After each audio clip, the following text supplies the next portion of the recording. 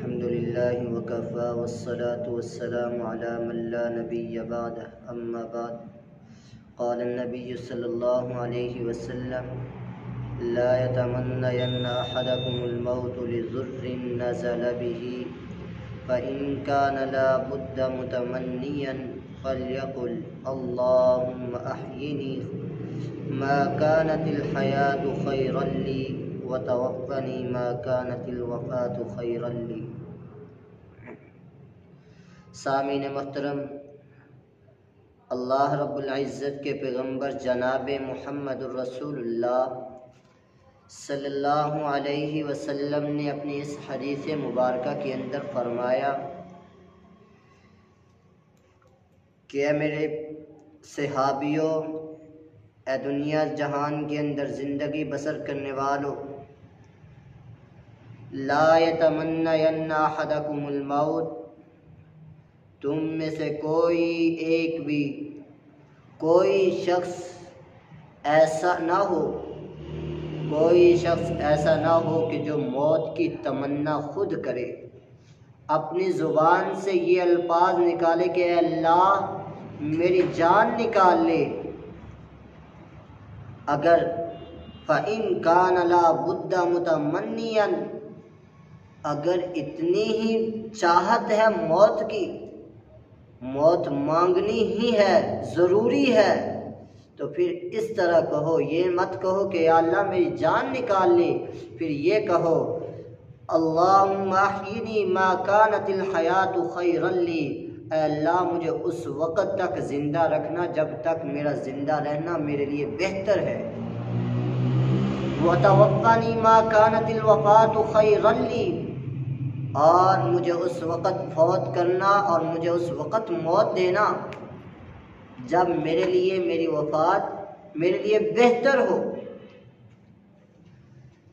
اس حدیث سے معلوم ہوا کہ موت کی تمنا کرنا ہرگز جائز نہیں، چاہے مصیبتوں کے پہاڑ ہی کھڑے کیوں نہ ہو جائیں، کتنی ہی مصیبتیں کیوں نہ ہو تم پر، موت کی تمنا نہیں کرنی، موت کو نہیں چاہنا، اور یہ مت کہا کرو کہ یا اللہ مجھے یہ تکلیف پہنچی ہے، تم اس سے بہتر تو یہ ہے کہ آپ مجھے موت ہی دے دیں۔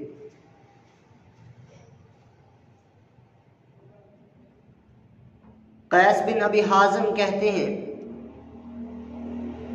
کہ ہم حضرت خباب بن ارت رضی اللہ تعالی عنہ کے گھر تشریف لے کر گئے، ان کے گھر ان کی عیادت کے لیے گئے، اور انہوں نے اپنے پیٹ کے اندر 7 داغ لگائے ہوئے تھے، اور پھر انہوں نے کہا ہمارے ساتھی جو رسول اللہ صلی اللہ علیہ وسلم کے زمانے کے اندر وفات پا گئے،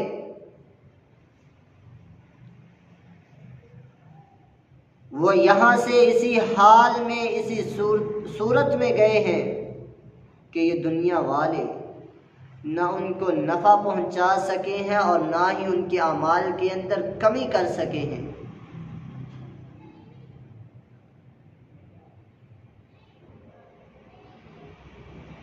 رسول اللہ صلی اللہ علیہ وآلہ وسلم اپنی اور حدیث کے اندر فرماتے ہیں المؤمن یموت بعرق الجبین، مومن آدمی جب فوت ہوتا ہے تو اس کے چہرے کے اوپر، اس کی پیشانی کے اوپر پسینہ طاری ہو جاتا ہے۔ صرف اس شخص کی شرط لگائی گئی ہے کہ جو مومن ہے، مومن آدمی کی پیشانی کے اوپر پسینہ آتا ہے جب وہ فوت ہوتا ہے۔ تو اس حدیث کی 1-2 حکمتیں بیان کی گئی ہیں۔ پہلی حکمت تو یہ ہے کہ اس مومن آدمی کی موت کے وقت اس کے گناہوں کو معاف کیا جا رہا ہو، اور دوسری شرعی احکام کی پابندی، رزق حلال کی طلب کے لیے جد و جہد کرنی پڑتی ہے، اس وجہ سے موت کے وقت اس کی پیشانی پر پسینہ آتا ہے۔ تو معلوم ہوا مومن کی موت سختی سے نکالی جاتی ہے، اور سختی کس وجہ سے ہوتی ہے؟ وہ یہی دو حکمتیں ہیں جو میں نے آپ کے سامنے بیان کی ہیں۔ رسول اللہ صلی اللہ علیہ وسلم فرماتے ہیں کہ جو موت کے لیے تیاری کرتا ہے اور موت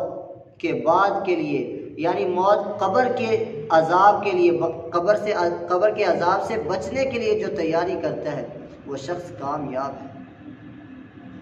اور ہم چھوٹی سی پریشانی، چھوٹی سی تکلیف آتی ہے اور ہم اللہ تعالیٰ کے گلے شکوے کرنا شروع کر دیتے ہیں، جو کہ ہمارے لیے جائز نہیں ہے۔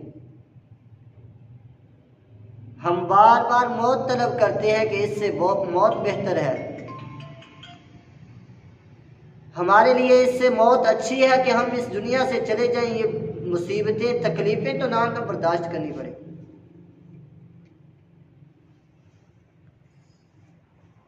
اور ایک حکمت اس کی یہ بیان کی گئی ہے کہ مومن کو موت کی طلب نہیں کرنی چاہیے، کیوں کہ یہ اس صبر کے منافی ہے، اس صبر سے ٹکراتی ہے جس کا مسلمانوں کو حکم دیا گیا ہے۔ قرآن میں اللہ رب العزت نے صبر کرنے والوں کا بہت بڑا اجر بیان کیا ہے اور فرمایا ہے وَبَشِّرِ الصَّابِرِينَ، خوشخبری ہے صبر کرنے والوں کے لیے۔ تو بھائیو، آج سے یہ عزم کریں، عہد کریں کہ آج کے بعد ہم جتنی بھی ہمارے اوپر تکلیفیں آ جائیں، مصیبتیں آ جائیں، ہم کبھی بھی موت کو طلب نہیں کریں گے، اور آخرت کی تیاری کے لیے ہم تن گوش